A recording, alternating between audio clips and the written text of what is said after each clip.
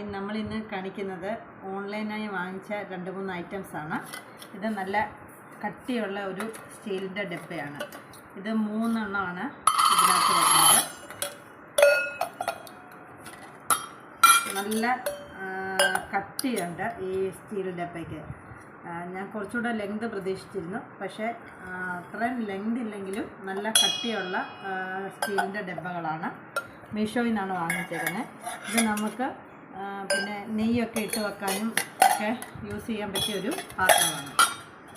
അടുത്തതായി നമ്മൾ മീഷോയിൽ നിന്ന് വാങ്ങിച്ചാണ്.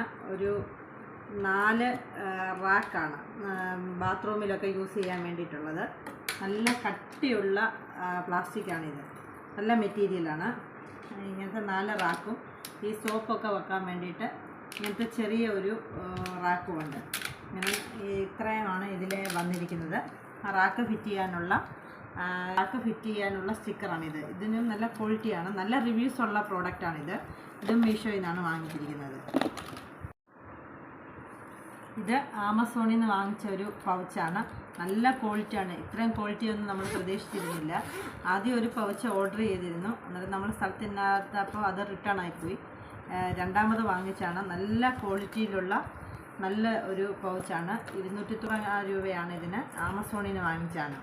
അകം നല്ല സ്പേഷ്യസ് ആണ്.